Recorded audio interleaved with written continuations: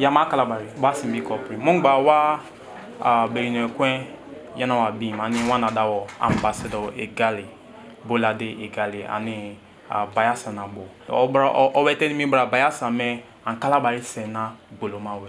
But Mongba, obeten mi bra me Bayelsa na piki Kalabari na semena. Yewapa Bikinabi, Kemongba wa Ekwan Boime, Ekwan. Okay, once again, greetings to you, everybody watching us right now, wherever you are. We're saying greetings live here with Ambassador Godknows Boladei Igali, a governorship aspirant of the People's Democratic Party (PDP) right here in Bayelsa State. I'm going to have a little talk show with him. Meanwhile, you can also drop your comment below there to asking him whatever you feel in your mind you want to ask him.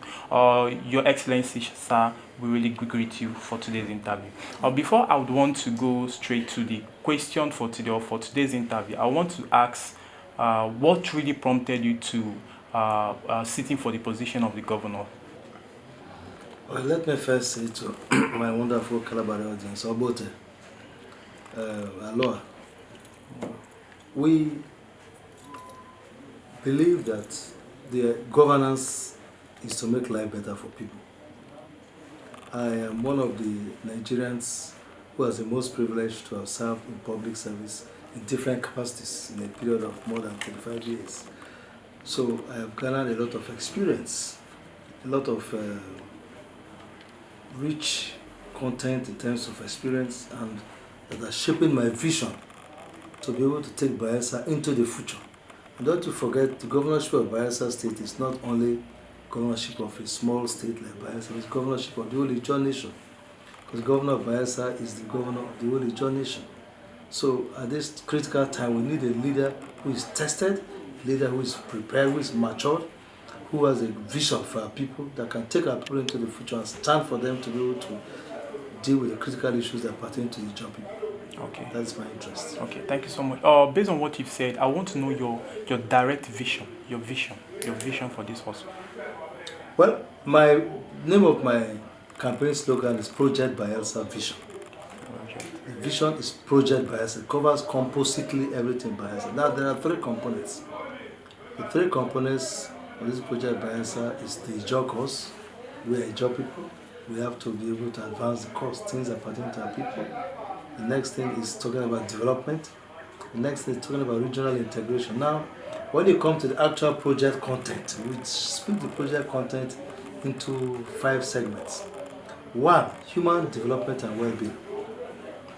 All that pertains to the human person is health. For example, it is our hope that we can be able to take healthcare as close as possible to the people. So every ward in Bayelsa State will have a modern health facility that our people can gain access to. Number 2, we have a medical university now. We're going to train world-class level, massive training of medical personnel, doctors and health workers, so that our people can receive good health services. And when I say our people, I'm not talking only about the Bayelsa people, but all the Ijaw people. And of course, any other neighbors, people that are around us. Well, also on healthcare, we're going to make sure that we have the best world-class services in terms of access to being able to get drugs and diagnostic services. And I see it as a challenge that no child below 10 years that is of Ijaw origin that walks into Bayelsa State or lives in Bayelsa State will pay for any medical treatment. No woman that's pregnant woman, Ijaw pregnant woman, will pay for medical services, or a nursing mother. Nobody above 65 years of age, and I say this guardedly, will be required to pay for medical services. Other people below 10 and 65 will be covered by medical insurance, so that everybody can receive medical. That's healthcare law. Nutrition is going to be a critical part. You see, most times sicknesses kill people not because they are not taking medication, but they don't eat well. We are going to focus a lot on nutrition. Nutrition of people that are vulnerable, which means they're very young and they're very old and they're very sick.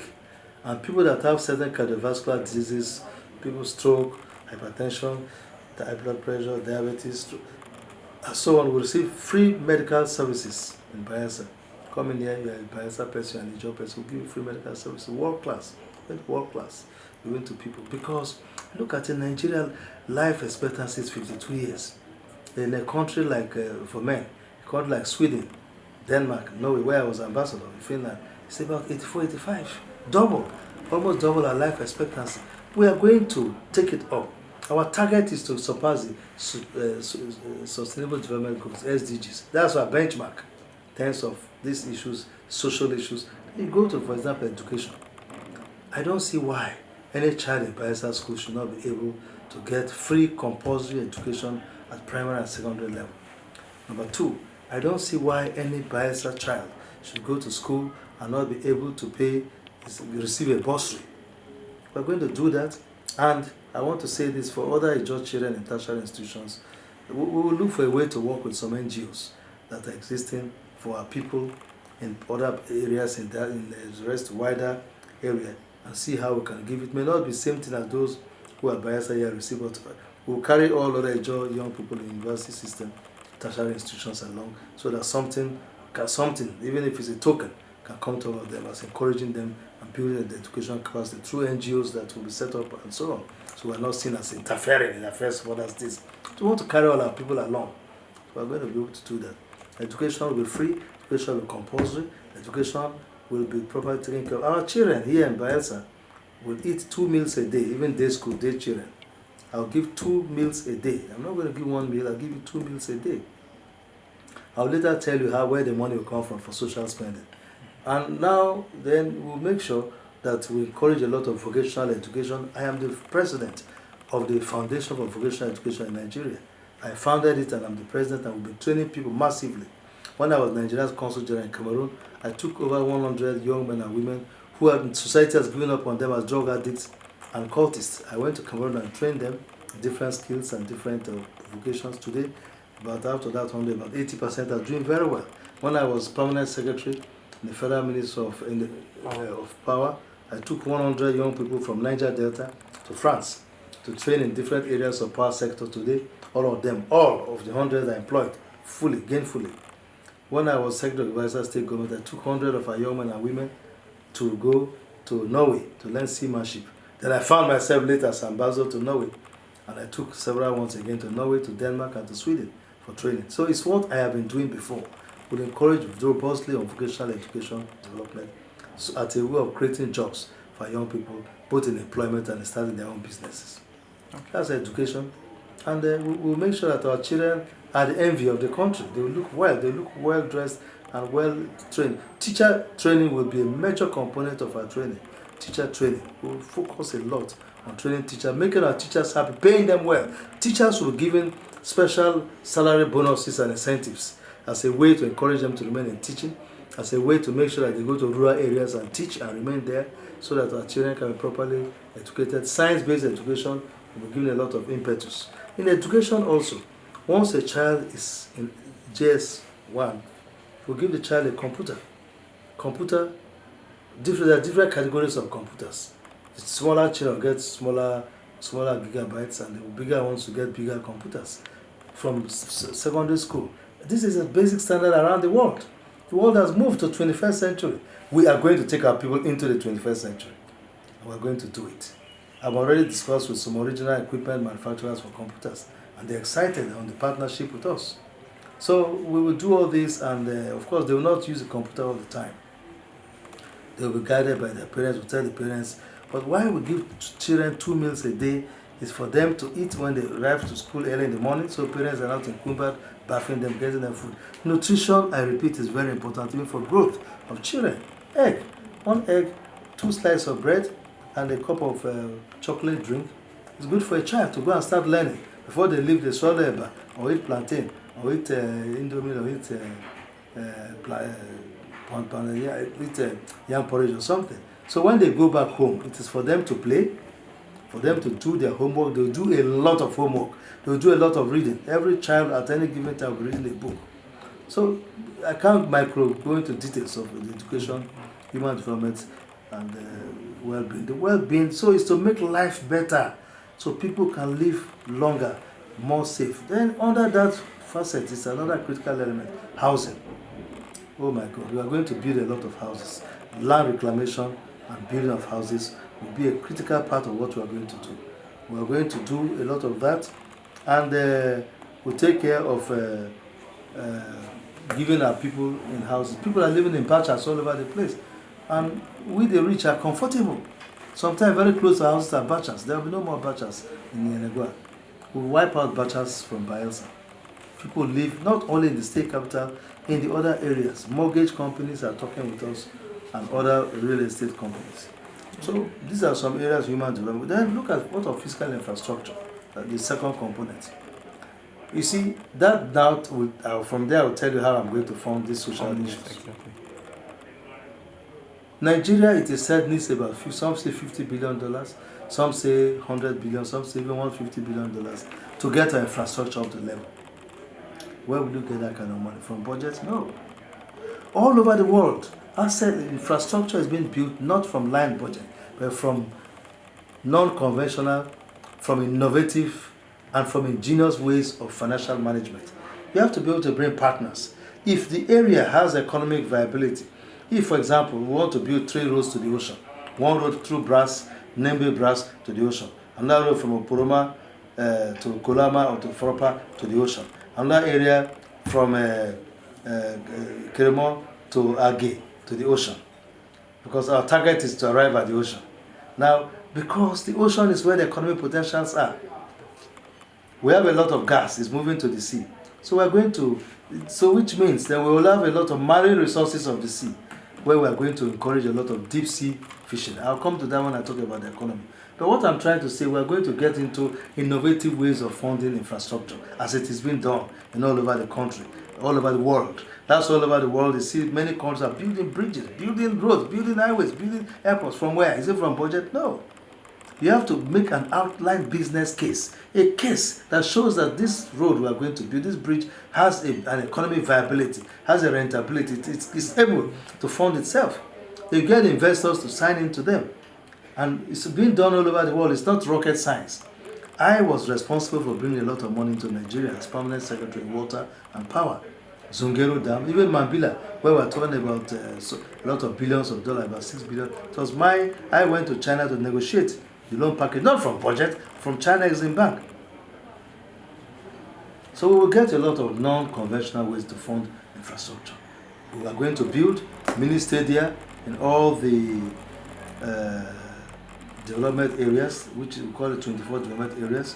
We're going to build modern recreative facilities so young people can get involved also in sports and creativity and be able to go to and compete and they bring medals and honor to us and so on. I'll come to that. But what I'm saying, there will be a lot of focus on infrastructure. We'll build up, open up the whole place, but the infrastructure will have its own funding mechanism, which means we can now unfreeze the money held down for building roads, building bridges, reclaiming land. We can unfreeze it and bring it into social spending, education, health, sanitation, water supply, and those kind of things. Because social spending, public transportation does not bring a lot of money.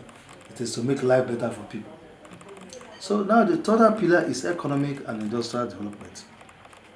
Bayelsa is a state with a lot of potential. Now I want to start by saying agriculture should be the mainstay of the Niger Delta. Agriculture. You see, when I was Permanent Secretary Minister of Water Resources, we built big dams in the north, in the southwest, in the north central. Those dams is to, when rain falls, to impound water. From rivers to impound water. Then from there you connect that water into irrigation, into farms, to irrigate the farms for them. Oh, sorry to cut you short, sir. Before you, I want to ask you, was it built here in the south? Dams? Yes. No, our terrain does not allow dams. Okay. Dams have to be where there's a slope. Okay. Exactly. We are flat. Okay. And we have the water, so we don't need a dam. They are building... That's why agriculture is... Yes, for they build the dam to be able to send water to the land. We even have sometimes too much water in the land. We have to drain the water away. So what I'm saying, you can imagine what other people go through in order to plant. Here, just throw away one corn or throw away a mango. After a few weeks, it is growing by itself.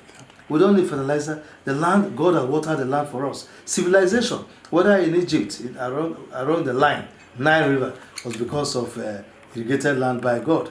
or whether it is around Mesopotamia, where the civilization started according to the Bible, Tigris and Euphrates rivers, because the land is fertile for agriculture and for development of economic activities. Whether I go to the India, anywhere, China, it is the same thing.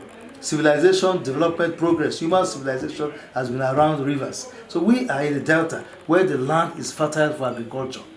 We are going to promote, and think that we cannot do agriculture in the swamp. Go to Vietnam, go to the south of Indonesia, go to the Philippines. The land is like our own, just water. And you can see that most of rice will grow. It's in the swamp, it's in the mangroves, and so on. So we will bring these technologies, we'll bring this knowledge to promote agriculture massively. The state government will lease land from landowners and then now we give to the young people to own and farm and give them implements to farm. That's what we're going to do principally. Now, agriculture. Then let's move to the coastal areas.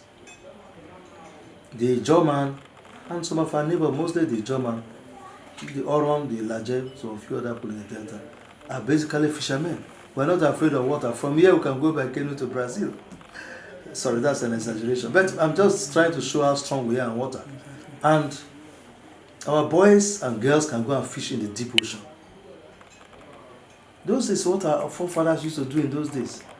With their minor canoe, they can go to in the Borikiri. They go to the ocean and with paddle and fish in the ocean and come back dry and come and sell. Now those things are not done.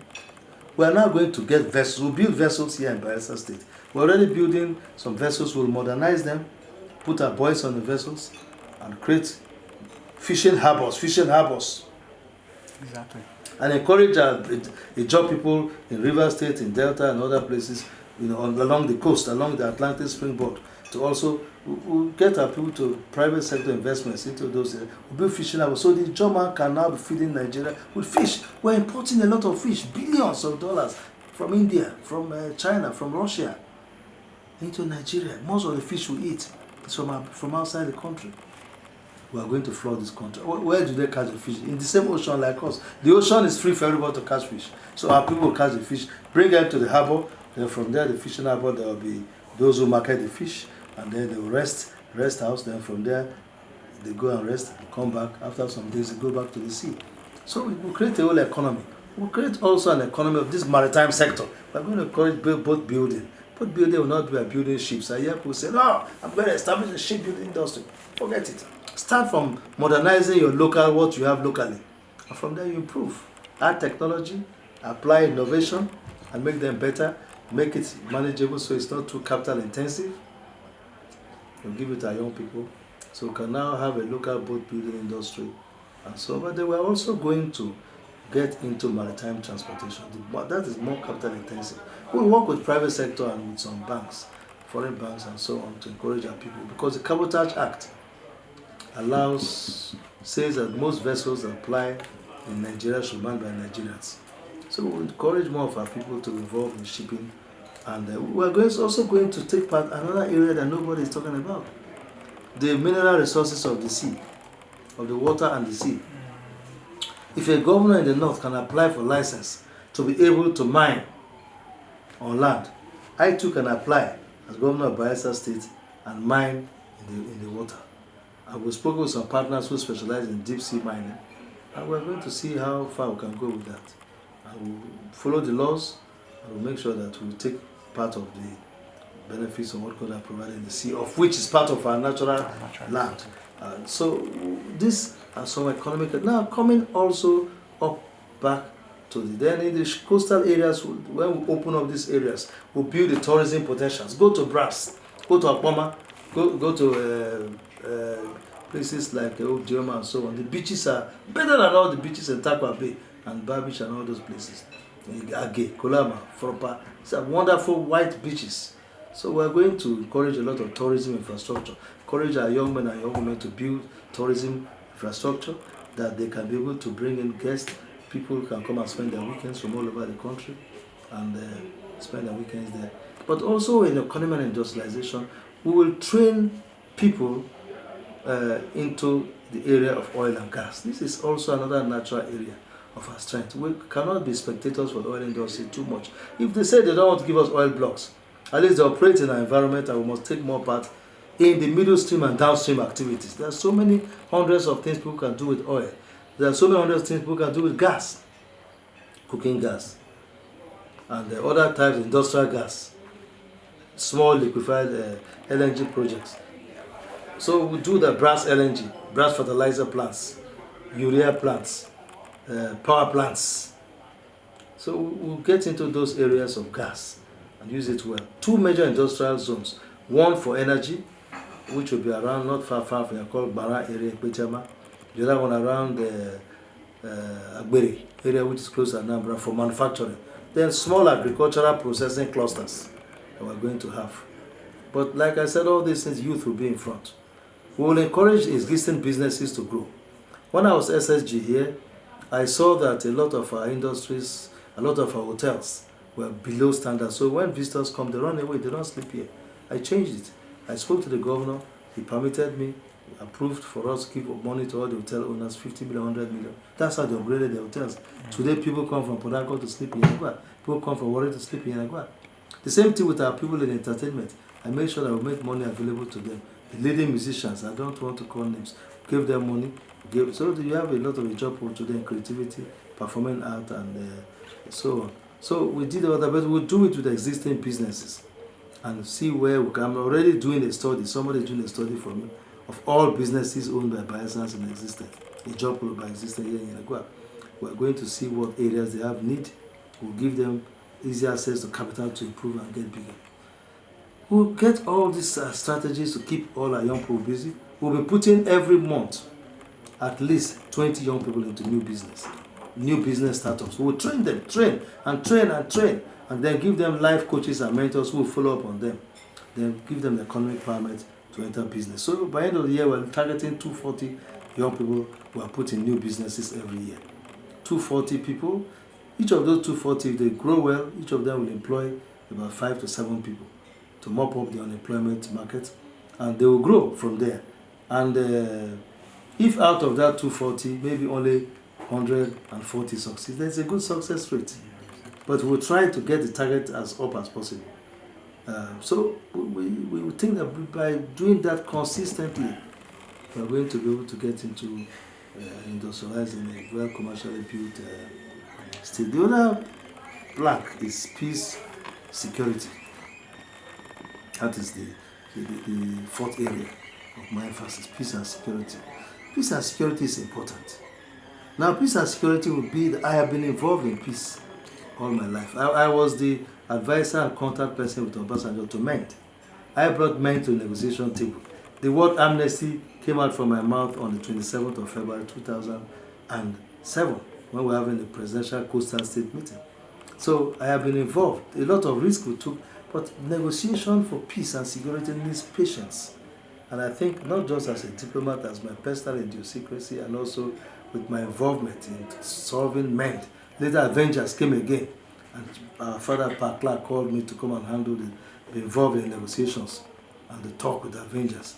And we drew up to my platform with what we call Team B, that was led by my great friend Tiko Goriba, able to bring Avengers to a stop. These are some of the areas that have been involved. So we'll first work with the community leaders. Community leaders. It is not the army that stopped Avengers or MEND. It is the hard work of our people that stopped them. We're going to leverage on it to get more of our people, community leaders, youth leaders in Bayelsa, into a concert to agree that we need peace. Because you need peace for development. We are going to work a lot with, we will apply technology. Today I can stay and know what's happening in Buguma with technology. We work with technology to be able to help us solve peace, to bring peace to our area. And we are going to also look at the area of environmental security. The Niger Delta environment is the most polluted environment in the world, according to UNEP report. Now, Governor Dixon has set up a commission on the oil industry and the impact in terms of environment.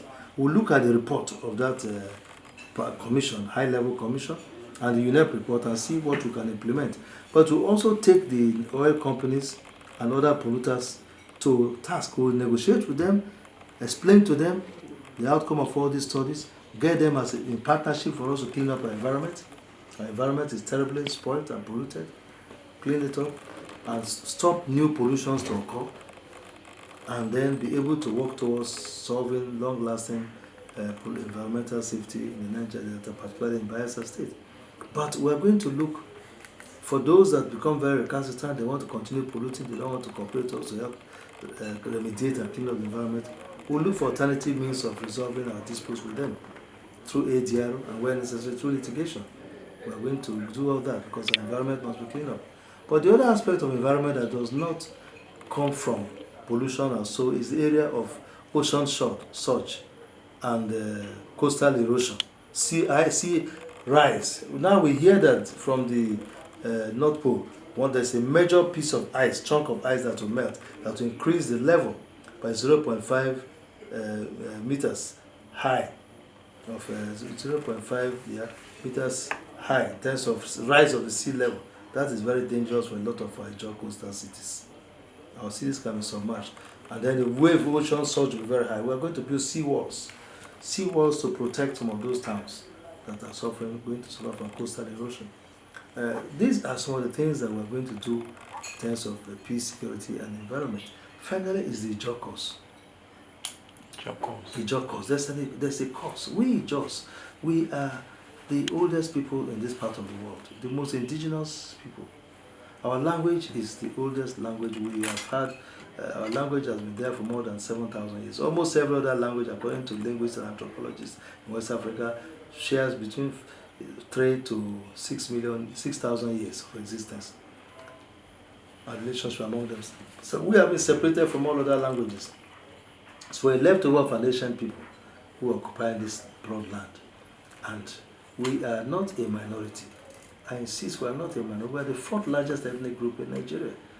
When we were days of Eastern region, Northern and Western region, we were minor people, those two regions. Now we are a composite people in a big job family.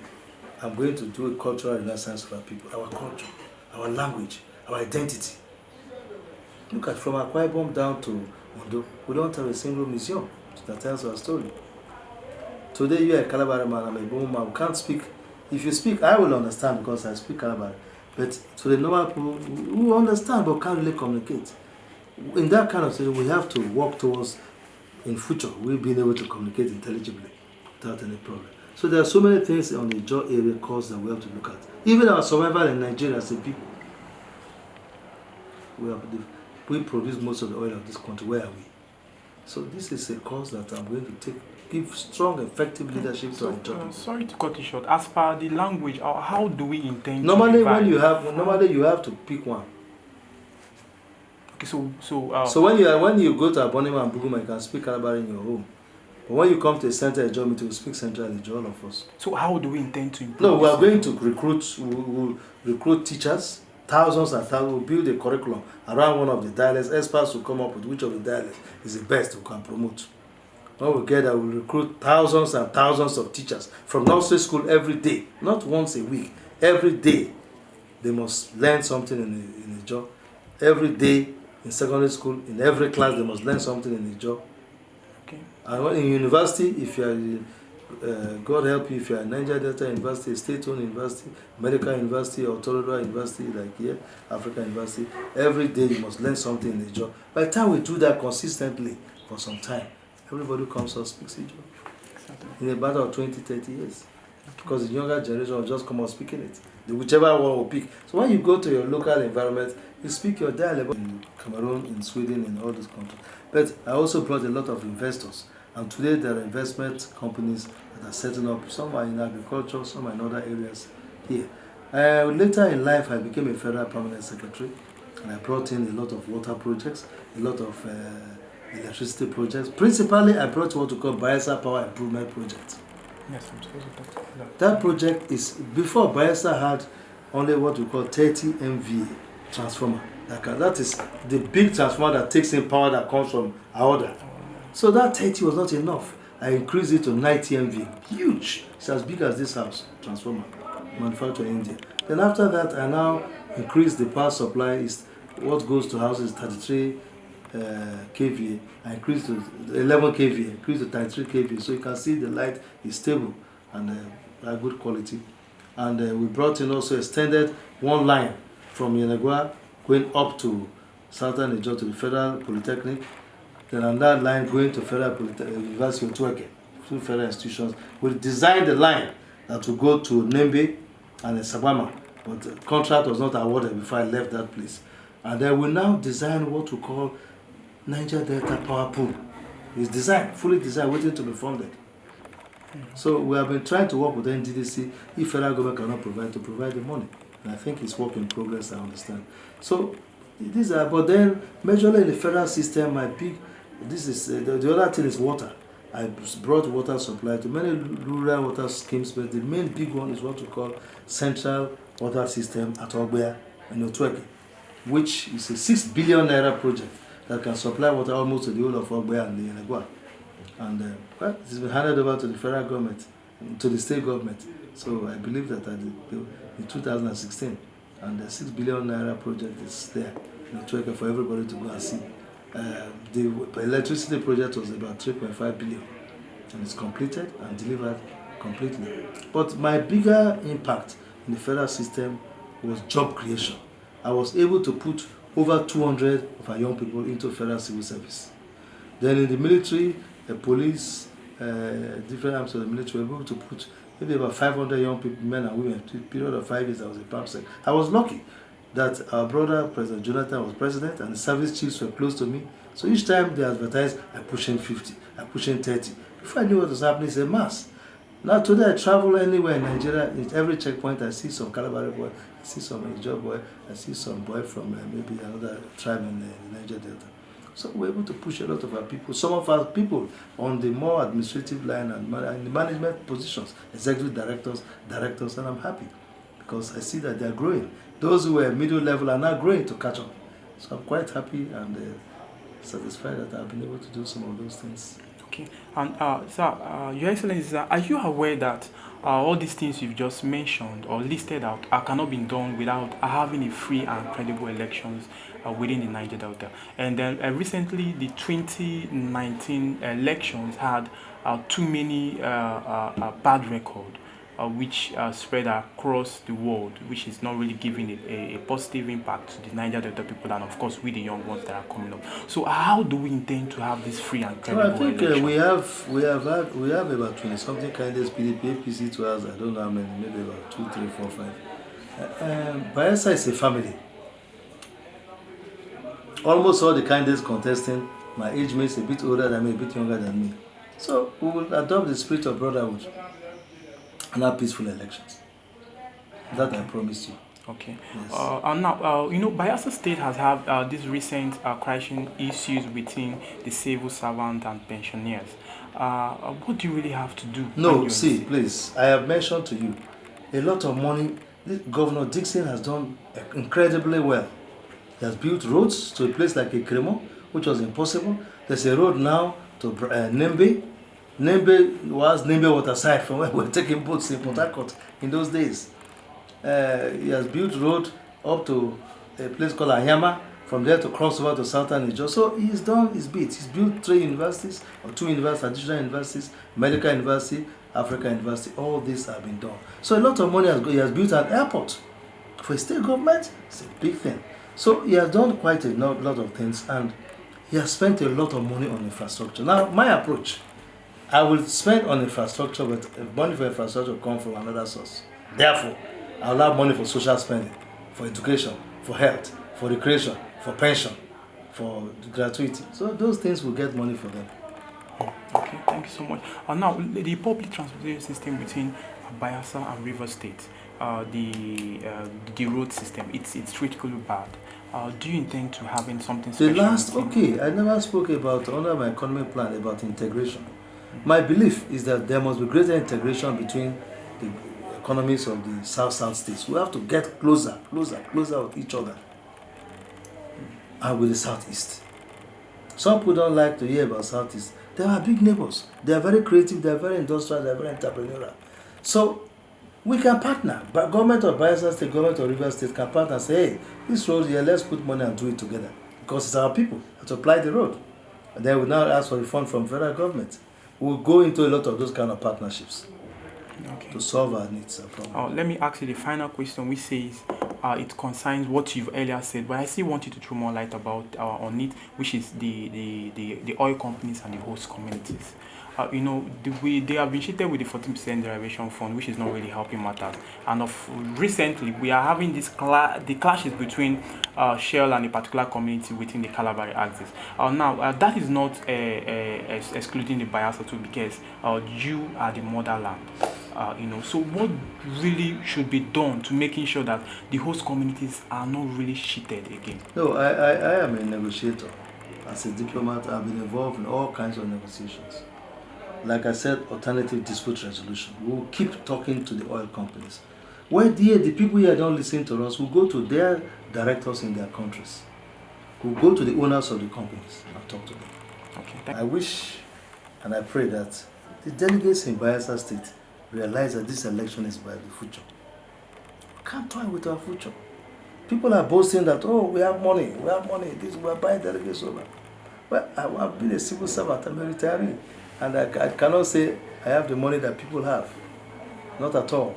But what is important, I think, but some of the delegates are reassuring me that they believe about all those people are dropping names.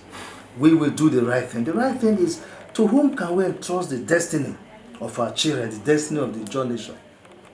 This election is about the future. About the future, and every delegate that goes on 3rd of September to cast a vote should pray and say, God, Jehovah, let me do the right thing. That right thing is to vote for a person that you can trust the future of our people. And I think that's what is critical. Nigeria is a very complex country. We cannot keep talking about marginalization. Look, we are going back to the days of statism and regionalism, where the regional leaders focus more on their regions. I will focus on the West. Southern focus on the North. We have come to days when competition among 36 governors will be higher. You cannot have governors to experiment. You cannot try people that are local champions. You cannot try people that don't. I'm a grassroots. I'm a person of the land. I'm connected with this land, with the job land. I'm connected with. I'm a person, but then I've also had wide global experience. And that's what we need, a leader that has strong link at the federal level, strong link at the international level, strong link at the local level, with a vision to be able to take our people to the next level. That is what should bother delegates. And I think that's what a lot of delegates should do. So those who are still not made up, make up your minds and go on that day, no matter what somebody gives you, do the right thing. That's what I will say. Okay. Thank you so much. Thank you. Thank you, Excellency.